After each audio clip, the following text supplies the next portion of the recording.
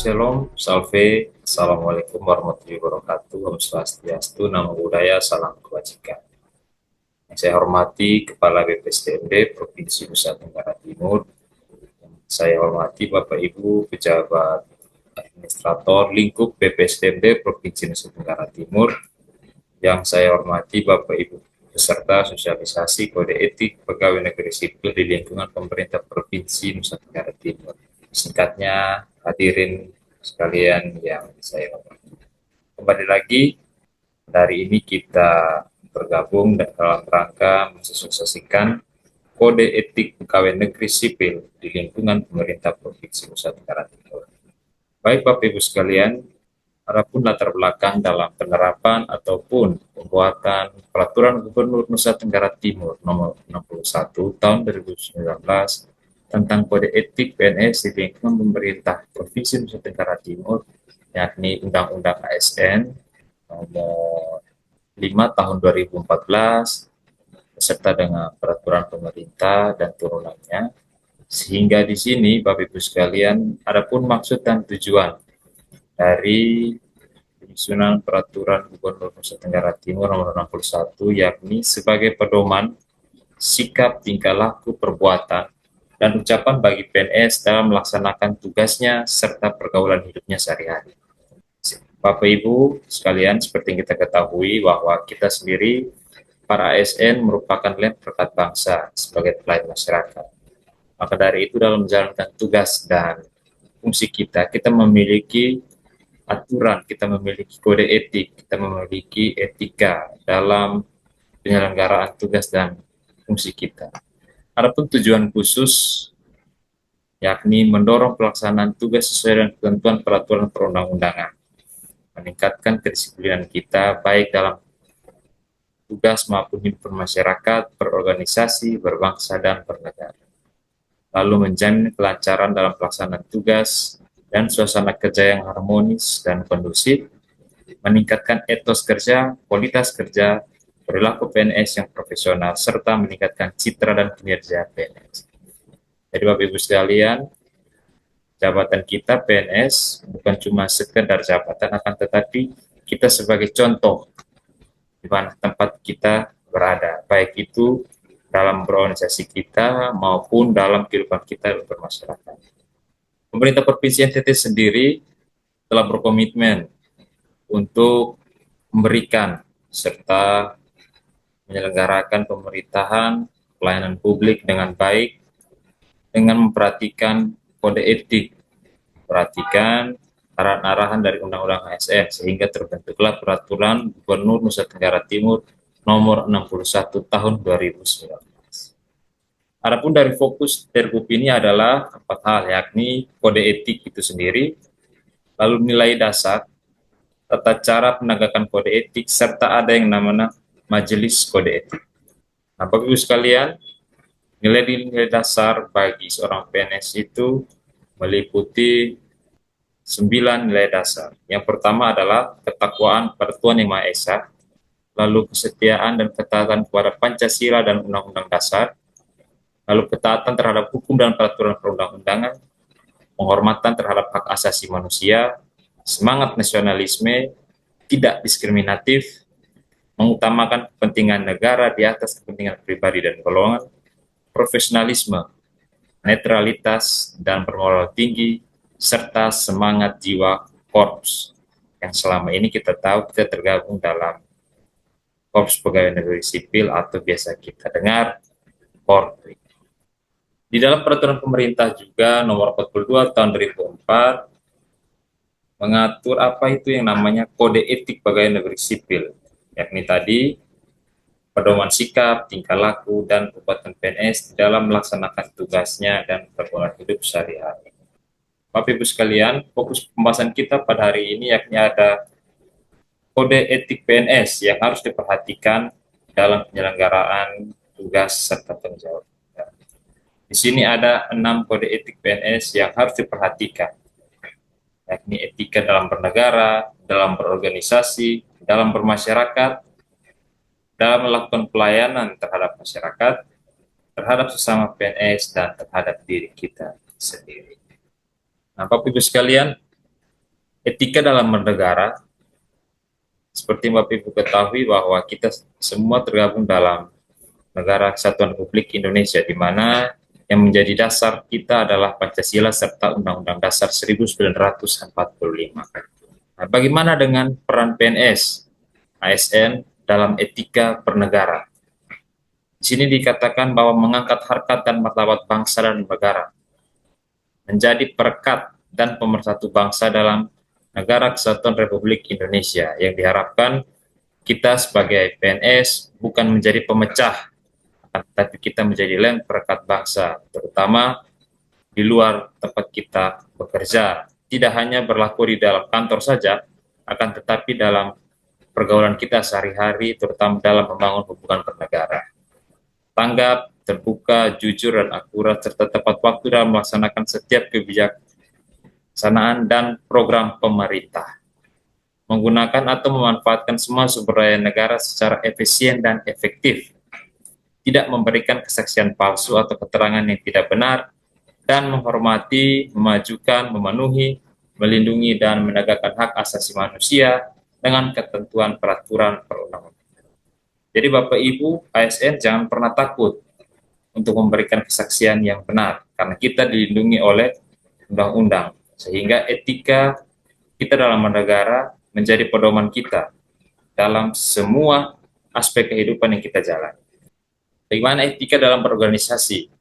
Menjunjung tinggi institusi dan menetapkan kepentingan organisasi di atas kepentingan pribadi dan golongan. Menjunjung tinggi institusi dalam melaksanakan tugas kedinasan maupun di luar kedinasan. Melaksanakan tugas dan wewenang sesuai peraturan perundang-undangan. Melaksanakan setiap kebijakan yang ditetapkan oleh pejabat yang berwenang.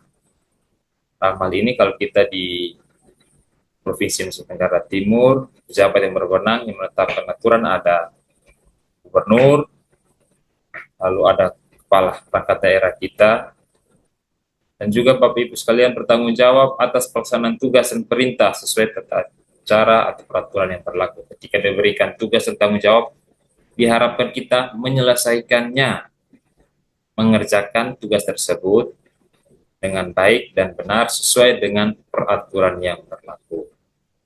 Tidak menyampaikan dan menyebarluaskan informasi yang bersifat rahasia, baik karena sifat maupun perintahnya kepada orang lain sesuai dengan peraturan perundang-undangan.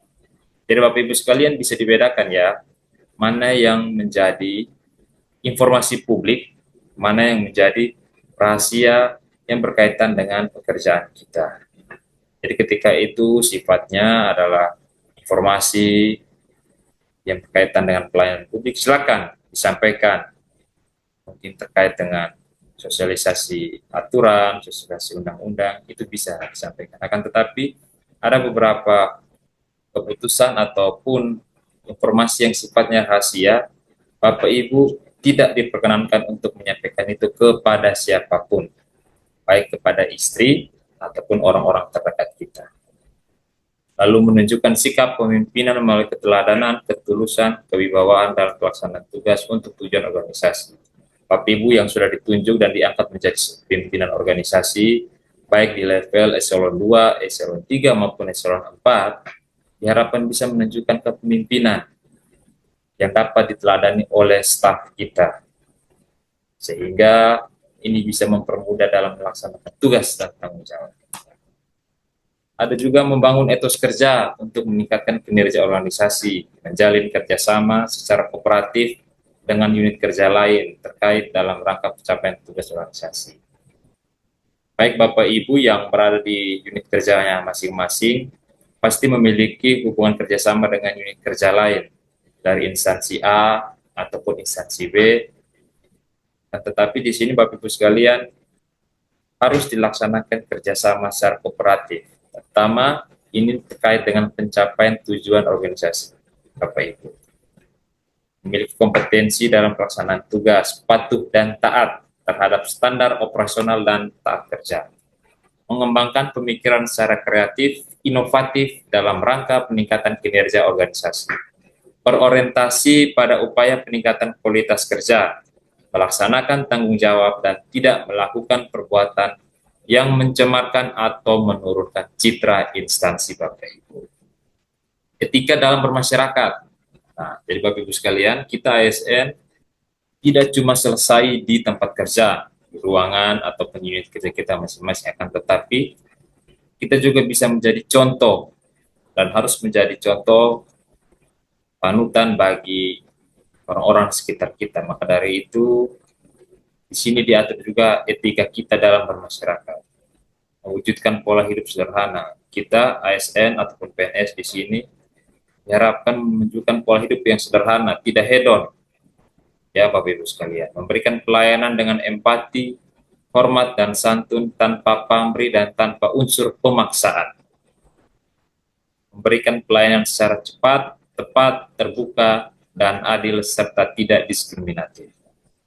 Bersikap terbuka dan responsif terhadap kritik, saran, keluhan, laporan, serta pendapat dari lingkungan masyarakat. Jadi Bapak Ibu, ketika Bapak Ibu menerima keluhan ataupun menerima saran, Bapak Ibu sebagai seorang PNS tidak boleh menolak saran tersebut, apalagi saran tersebut terkait dengan pelayanan kita.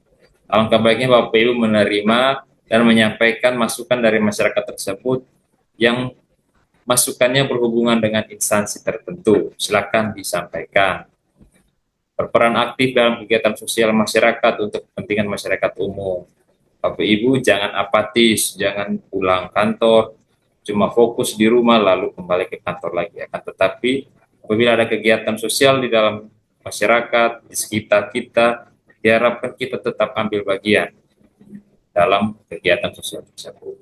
Menunjukkan sikap keteladanan dan kewibawaan dalam kehidupan bermasyarakat.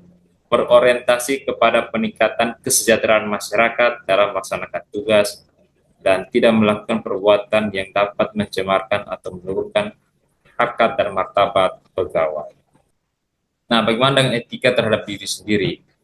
Bapak Ibu harus jujur, ya, memberikan informasi, lalu bertindak dengan kesungguhan serta ketulusan, menghindari konflik kepentingan pribadi, kelompok maupun golongan. Nah, ini nih yang sering terjadi nih. Jadi kadang kita dilema dengan diri sendiri nih, aduh, bagaimana dengan kondisi konflik kepentingan di unit kerja kita ataupun di tempat kita berada. Ketika Bapak Ibu melihat konflik kepentingan itu dan Bapak Ibu tidak melaporkan, Bapak Ibu sudah secara langsung terlibat dalam konflik kepentingan tersebut. Jadi sehingga ketika Bapak Ibu melihat ada kecenderungan, mungkin ada kondisi atau kejadian sekitar Ibu, Bapak Ibu sebagai seorang ASN memperingati ataupun melaporkan. Bukan Bapak Ibu seolah-olah tidak mendengarkan ataupun Bapak Ibu seolah-olah tidak mau tahu. Berinisiatif untuk meningkatkan kualitas pengetahuan, kemampuan, keterampilan, dan sikap. Bapak Ibu, pemenuhan 20 JP dalam 1 tahun itu adalah wajib untuk setiap ASN. Jadi kita diberikan kesempatan untuk meningkatkan kemampuan kita, meningkatkan keterampilan kita, apalagi dengan pola pembelajaran yang sekarang Bapak Ibu bisa dapatkan di mana saja. Bisa melalui BIMTEK, bisa melalui webinar maupun pelatihan-pelatihan yang diselenggarakan oleh instansi resmi, instansi teknisnya.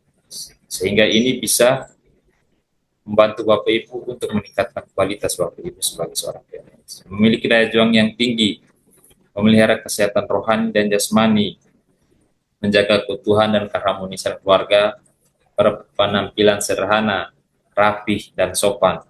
Tidak melakukan perkataan maupun perbuatan yang dapat menurunkan harkat dan martabat Bapak Ibu sebagai seorang PNS. Tidak melakukan KKN, korupsi, kolusi, dan nepotisme. Tidak melakukan perzinahan, prostitusi, dan perjudian. Tidak menggunakan atau mengedarkan zat psikotropika, narkotika, yang atau sejenisnya yang bertentangan dengan ketentuan peraturan perundang-undangan, serta tidak memasuki tempat yang dapat mencemarkan atau menurunkan harta dan martabat PNS, kecuali atas perintah jabatan. Bagaimana etika terhadap sesama pegawai negeri sipil? Menghormati dan menjunjung tinggi toleransi antar sesama, suku, dan umat beragama atau kepercayaan.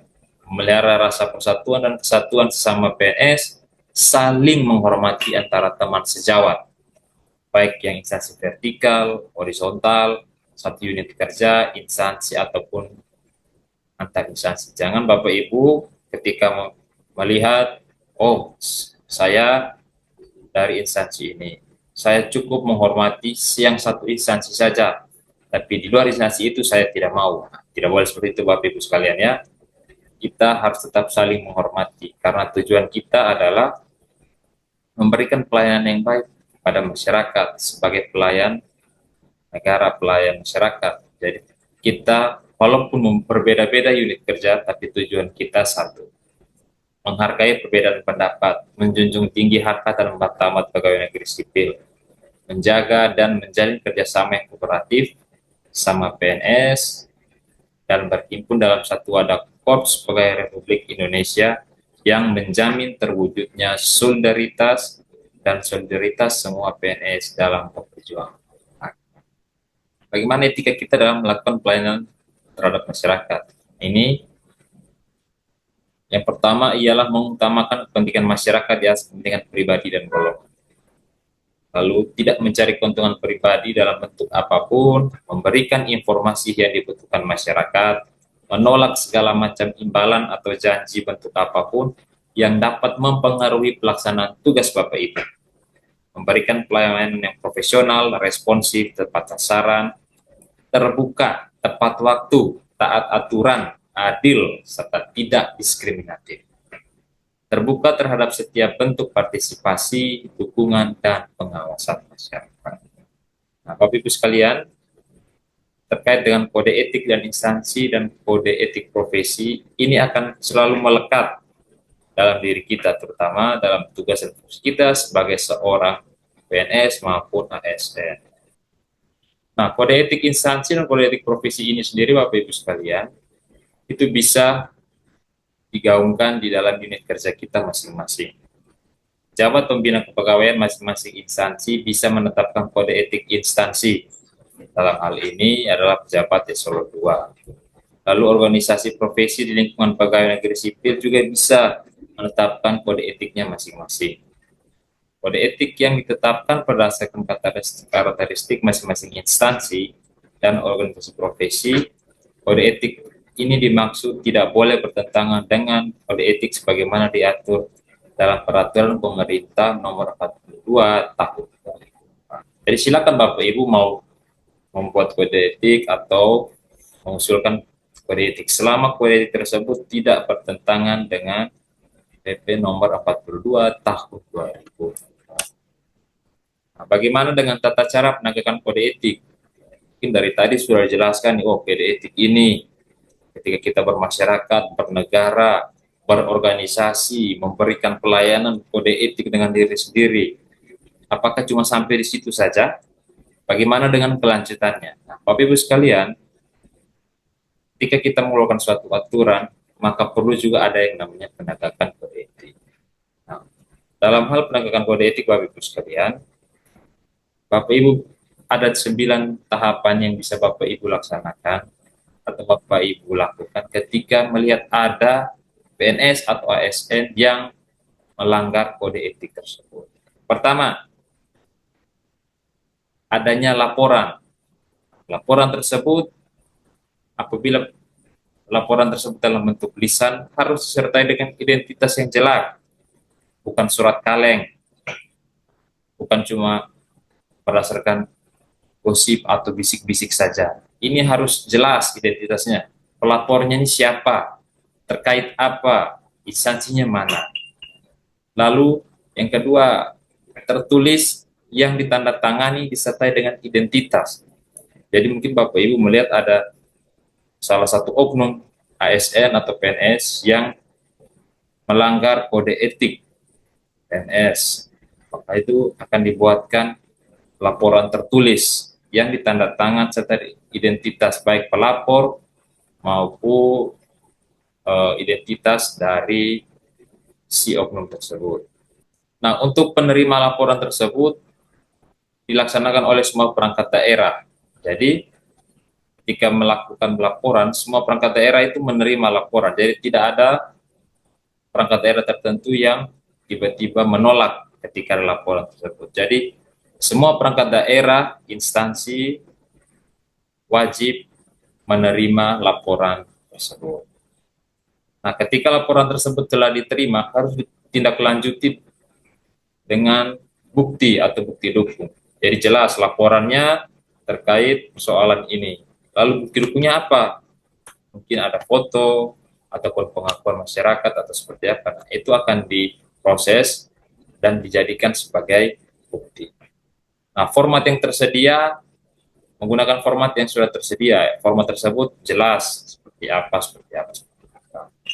Apabila berdasarkan hasil pemeriksaan diperoleh dugaan kuat termasuk dalam pelanggaran kode etik, maka kepala perangkat daerah dapat mengirimkan berkas laporan pengaduan ini ke BKD selaku sekretariat majelis. Ya, jadi ketika dalam satu perangkat daerah laporan tersebut masuk, sudah dilengkapi, sudah terbukti bahwa oknum tersebut melakukan pelanggaran kode etik, maka kepala perangkat daerah, hal ini pejabat eselon 2-nya, mengirimkan berkas laporan pengaduan tersebut ke BKD selaku sekretariat majelis. Tahap selanjutnya, BKD yang menerima saran dari aspek hukum kepala biro ataupun perangkat daerah lainnya. Lalu BKD selaku sekretariat majelis melaporkan kepada gubernur disertai dengan usulan pembentukan majelis kode etik atas tindak lanjut penyelesaian laporan. Majelis kode etik dan BKD bekerja dengan prinsip praduga tak bersalah. Sidang majelis kode etik ini dilakukan secara cepat paling lambat 21 hari sejak laporan diterima gubernur. Harus sudah menjatuhkan putusan. Itu tata cara dalam penegakan kode etik, Bapak Ibu sekalian. Nah, untuk penegakan kode etik sendiri, Bapak Ibu sekalian, PNS yang melakukan pelanggaran kode etik selain dikenai sanksi moral, juga dapat dikenakan tindakan administratif sesuai ketentuan peraturan perundang-undangan yang berlaku atas rekomendasi majelis kode etik tadi. Jadi pejabat pembina kepegawaian dapat mendelegasikan wewenangnya ini kepada pejabat lain di lingkungannya, sekurang-kurangnya pejabat struktural eselon 4. Pemberian sanksi dalam hal ini bisa sanksi moral yang disebutkan jenis pelanggaran kode etik yang dilakukan oleh PNS.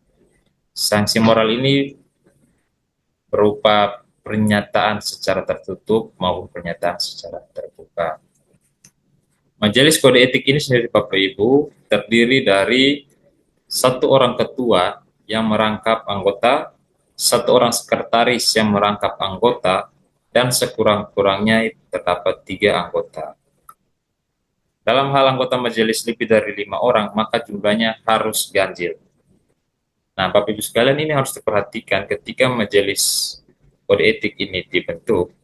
Jabatan dan pangkat anggota tidak boleh lebih rendah dari jabatan PNS yang diperiksa karena disangka melanggar kode etik. Ini harus diperhatikan betul ketika membentuk majelis kode etik. Jadi jabatan dan pangkat anggota majelis kode etik tidak boleh lebih rendah dari jabatan dan pangkat PNS yang diperiksa. Harus satu tingkat di atas atau di atasnya lagi yang masuk dalam majelis kode etik. Nah, Bapak Ibu sekalian, majelis kode etik sendiri mempunyai tugas mengambil keputusan setelah memeriksa PNS yang disangka melanggar kode etik. Lalu majelis kode etik mengambil keputusan setelah PNS yang bersangkutan diberi kesempatan membela diri. Lalu diambil secara musyawarah dan mufakat dan dicapailah melalui suara yang terbanyak. Keluarlah yang namanya keputusan majelis kode etik dan ini bersifat final. Nah, hasil dari majelis kode etik ini akan diberikan sebagai bahan dalam pertimbangan atau memberikan sanksi moral atau sanksi lainnya kepada PNS yang disangka atau terbukti melanggar kode etik. Jadi tahapannya seperti ini, Bapak Ibu sekalian. Tidak tiba-tiba langsung dikasih hukuman. dijatuhi hukuman, tidak. Akan diberikan kesempatan untuk diambil keputusan, lalu diberikan juga yang bersangkutan untuk membela diri. Apabila dalam proses tersebut keputusannya sudah keluar dan terbukti, maka akan diberikan sanksi moral ataupun sanksi lain. Nah, kode etik Bapak Ibu sekalian, kode perilaku ini bertujuan untuk menjaga martabat dan kehormatan kita sebagai seorang ASN. Seharus dan sepantasnya kita sebagai seorang ASN harus menaati semua kode etik yang telah dicantumkan. Apalagi kita secara sadar telah masuk dan menjadi anggota Korps Pegawai Negeri Republik Indonesia, baik itu ASN, PNS maupun P3K. Baik Bapak Ibu sekalian, demikian untuk sesi kali ini. Semoga sosialisasi ini dapat bermanfaat dan menjadi pegangan kita, terutama menjalankan tugas dan fungsi kita sebagai ASN. Terima kasih dan selamat